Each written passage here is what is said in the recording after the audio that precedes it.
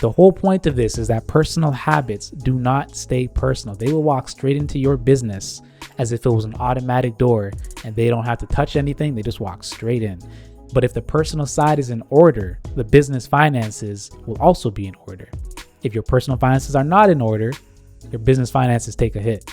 Welcome to Success Spectrum Podcast, where new entrepreneurs break free from limiting beliefs, build unshakable financial confidence, and step boldly into the life and business they were meant to create.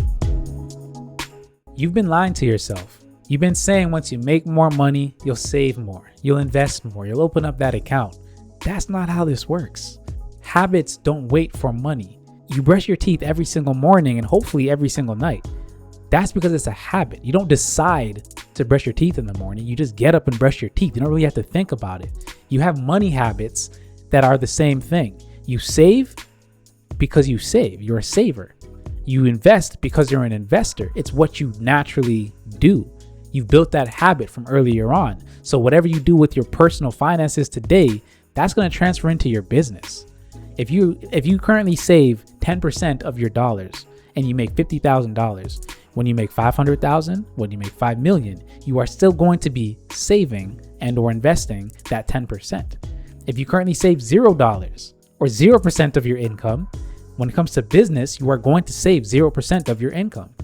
What are your personal financial habits? Because whatever they are going to transfer into your business. Just because new money came in doesn't mean you have a new habit.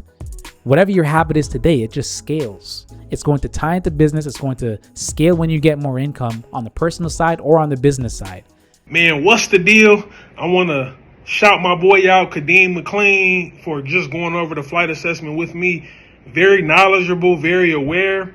Just to give you like a quick example, as fluent as he was explaining the information, I not doubted myself, but I questioned, would I be able to explain the same information if I was in his shoes? Not to say that I wouldn't get my best foot forward, but just the way that he explained the information, thorough and was very detailed and accommodating, it just made me feel comfortable even to give more information maybe than even that was needed. But that's just how comfortable that he made me. You want to work with someone that will make you feel comfortable so that they will be able to extract everything out of you, even things that may pop up as far as improv, right? Just right on the spot. So look no further than Kadeem McLean. He gonna get you together. Peace. So there's 4 habits I want to cover today. And you tell me, which one are you? Drop it in the comments.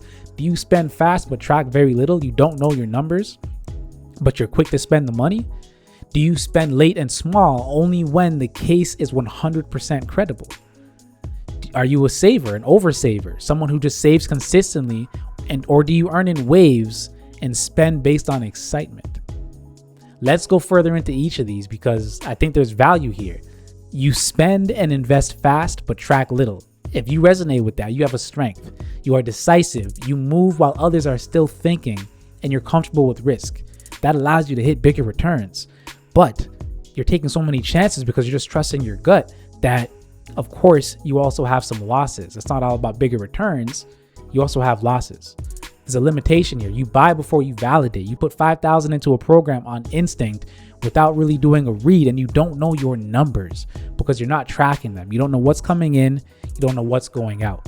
The adjustment here is keep the same speed, but add the scoreboard. Know what your numbers are before you make a decision.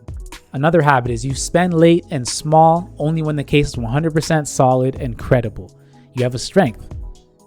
You're excellent at keeping records. You know where every single dollar sits. You invest in yourself and in your business when that's where the return is clearest for you. The limitation is cash piles up when the decision still gets researched.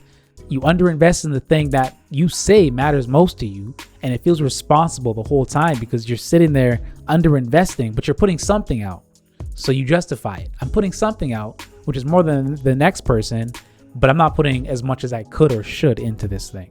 Here's an adjustment you can make. You set a decision deadline, not a certainty threshold, because we want to wait for certainty in this category. Just set a deadline on it because certainty never arrives. If you wait for it, you'll be waiting forever. Another habit is you save consistently. You keep money where it is safe, meaning probably your bank account or probably your 4% return account where you know it's quote unquote safe and you're getting a lower return, but you know it works. Your strength is you hold the boring compounding habits that most people are unable to. It's stable and it's hard to knock you off course because you are stable. The limitation is you are slow to fund your own growth, even when the return is obvious to everybody else, because you're underchanging. And here's the other piece, you're undercharging. If you have a business in this area, you are undercharging because you stay loyal to the same rate as a customer who you've had for years now. You don't increase their rate, and it's long past the point where it's profitable for you. The adjustment you can make in this category is raise the price before you feel ready. Set a fixed amount automatically that goes towards growth, whether you feel like it's safe or not. Just set a fixed amount. It doesn't have to be all your income. Set a certain percentage. And the last one, you earn in waves and you spend based on excitement. Your strength is you attract money through relationships better than any of these other three. People meet you because you walk into a room. They like you, and then they send you business. They send you referrals. The limitation here is you're not great at holding on to money. Sorry to tell you. Impulse buys. Whatever you get excited about that week, you're purchasing it right then and there. You will spend freely on a good time or being in the room. The adjustment is to make automatic transfers the day income comes in. Just set it up, set it and forget it, as they say, so that the decision isn't left to you and how you feel that week. Whichever one of these four resonates with you, you can identify yourself in these different habits. One of them is you. Which one? And take that adjustment, make that adjustment, because once you do, you will see a difference in your personal finances, which will then transfer over to your business finances. Even if you don't have any income yet on your business, fix your personal finances, because that translates and that carries through with you. How you do anything is how you do everything, is how I've heard it said before. Want to get big discounts on your back-to-school shopping? Whether you're buying a laptop, shoes, backpacks, or dorm essentials, start with Rakuten. You can earn cash back at stores you're already shopping at. Plus, new users can earn a $20 to $50 bonus. Why do people avoid looking at it? Because they avoid looking at their personal money habits, because it shines a spotlight on what they think they are not good at. That's what they feel like. But really what this is doing is shining a spotlight on your limitation, meaning it's shining a spotlight on the thing that the gap. And it's not something that you necessarily have to put a bunch more effort into to solve and figure out on your own. We've got AI platforms nowadays. We've got people nowadays. We've got calculators. We've got the whole 9 yards. So you don't necessarily have to do it yourself, but you could put a person, a tool, or a system in place to help cover that limitation and make that adjustment, as we just talked about, which will help you. You might have to put a little bit more effort, but not as much as you think, because that is going to help you to make that financial adjustment you've been needing to make, so your money doesn't run dry before the month ends, so that you can stop putting away money into these opportunities that aren't bringing you any real return, so that you can start getting what you are worth instead of undercharging your clients, so that you can start making the decision to put more into yourself, into your investment, as opposed to hoarding and holding on to until you have 100% certainty. You don't have to be the one who does it. You just have to account for it. No pun intended. The whole point of this is that personal habits do not stay personal. They will walk straight into your business as if it was an automatic door and they don't have to touch anything. They just walk straight in. But if the personal side is in order, the business finances will also be in order. If your personal finances are not in order, your business finances take a hit. So get the personal picture cleared and the business follows.